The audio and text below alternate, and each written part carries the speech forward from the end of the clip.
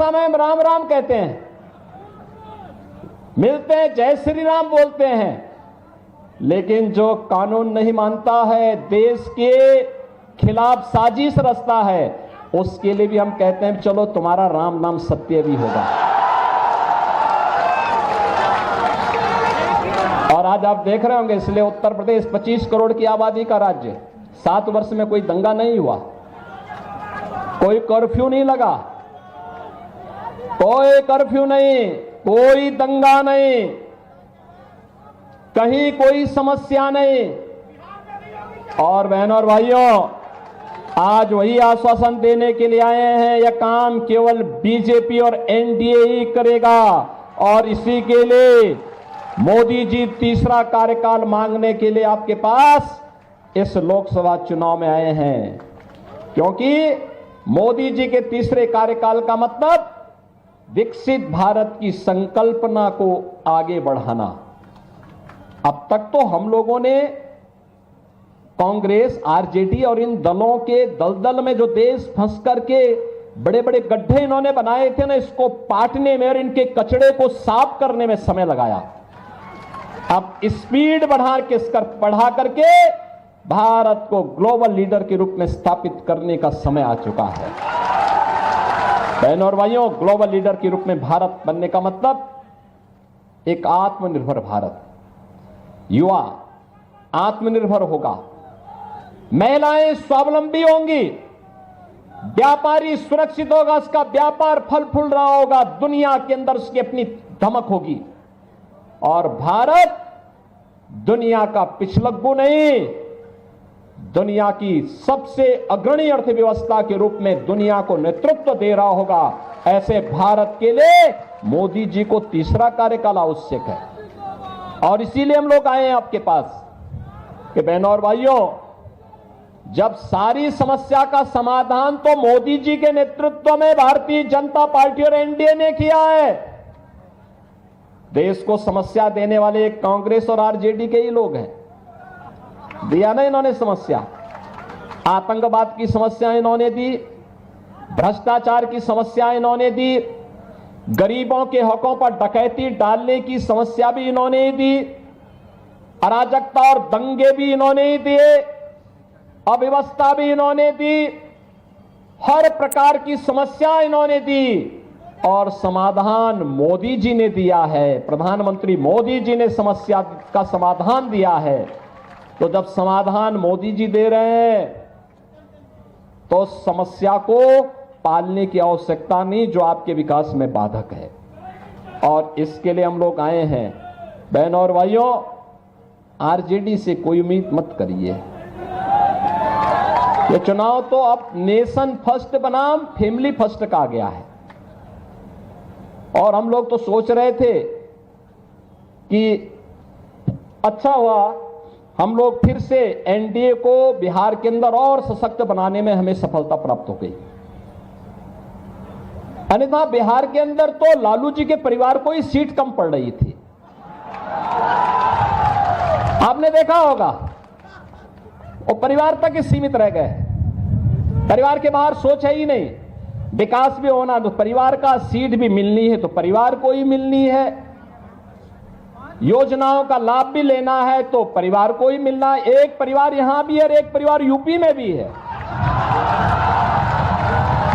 UP की जनता तो पहले ही उनको जवाब दे चुकी है और बिहार के लोगों को भी उस जवाब देने के लिए तैयार होना है। और इसी के लिए मैं आया हूं आपसे कहने के लिए कि बहनों और भाइयों, यूपी और बिहार का संबंध तो चोली दामन का संबंध है, कभी अलग न होने वाला संबंध है।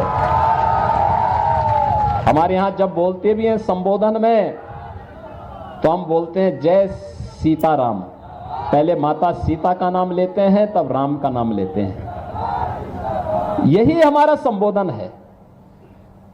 तो ये संबंध तो दोनों राज्यों के संबंधों को जोड़ करके मोदी जी के एक भारत श्रेष्ठ भारत के अभियान को आगे बढ़ाता है। और एक भारत श्रेष्ठ भारत के लिए मोदी जी का तीसरी बार प्रधानमंत्री बनना आवश्यक है। और मोदी जी का तीसरी बार प्रधानमंत्री बनाने के लिए औरंगाबाद से श्री सुशील कुमार सिंह जी को फिर से सांसद बनना आवश्यक है। हम दोनों लोग 1998 से लेकर के लगातार देश की संसद में साथ साथ सांसद रहे, और उन्होंने बताया ना, वाराणसी का बाईपास हो या फिर विंध्यवासिनी धाम की कनेक्टिविटी को ठीक करना हो। उन्होंने ये भी कहा था कि विंध्यवासिनी धाम में हमारे यहाँ के लोग आते हैं, वहां पे काफी संकरी गलियां हैं। हमने कहा चिंता मत करिए, अगली बार जब आएंगे तो मां विंध्यवासिनी का धाम एक नए रूप में होगा। और बहनों और भाइयों, आज तो वासंती नवरात्रि की सप्तमी तिथि है, महाकाली की पूजा होती है, और आज विंध्यवासिनी धाम में लाखों श्रद्धालु दर्शन करने के लिए भी पहुंचे हुए हैं। कोई समस्या नहीं है, क्योंकि हमने गलियारा इतना चौड़ा बना दिया है कि कहीं कोई 1 लाख नहीं, 2 लाख नहीं, 10 लाख लोग भी एक साथ आ जाएंगे, कोई किसी को समस्या नहीं होने वाली है। पहले काशी में 10 लोग एक साथ दर्शन नहीं कर सकते थे, आज काशी में 5 लाख 6 लाख श्रद्धालु अगर एक साथ भी भगवान विश्वनाथ का दर्शन करने के लिए आता है, कोई समस्या नहीं, सभी लोग दर्शन करके जाते हैं। ये सब हो पाया है, मोदी जी का नेतृत्व है, तब संभव हो पाया है। बहनों और भाइयों, भारत की शासकता को कहां सम्मान मिलने वाला था। ये कांग्रेस के लोग क्या कहते थे? कहते थे, ये कांग्रेस आरजेडी के लोग क्या कहते थे? कहते थे राम तो हुए ही नहीं। ये राम के अस्तित्व पर संकट खड़ा कर, यानी ये लोग प्रश्न खड़ा करते थे, और जब अयोध्या में रामलला विराजमान हो गए, अब ये लोग कहते हैं राम तो सबके हैं, कहते हैं ना। इसलिए बहनों और भाइयों, इन पे विश्वास मत करना, कभी विश्वास मत करना। ये धोखा देंगे, धोखा देकर के फिर से बिहार वासियों के सामने पहचान का संकट खड़ा करेंगे। पहचान का संकट खड़ा करने वालों को लोग एक एक वोट के लिए तरसवा दीजिए। सहमत है ना? सभी सहमत हैं? करेंगे इस कार्य को।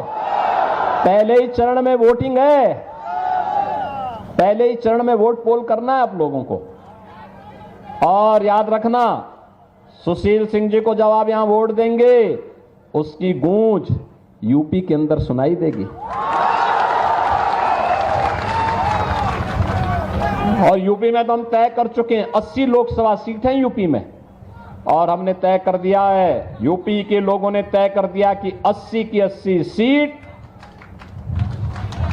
एक मनकों की माला बनाकर के मोदी जी के गले का हार बनाएंगे। बिहार में भी आप लोग सब सहमत हैं? एनडीए के सभी प्रत्याशियों को विजयी बनाने के लिए सहमत हैं? यहां से सुशील सिंह जी भारी बहुमत से कमल चुनाव चिन्ह पर विजयी बनकर के जाएंगे, जातिवादी ताकतों को नकारेंगे। सभी लोग सहमत हैं? तो बहनों और भाइयों, फिर मेरे साथ बोलेंगे, भारत माता की, भारत माता की, भारत माता की।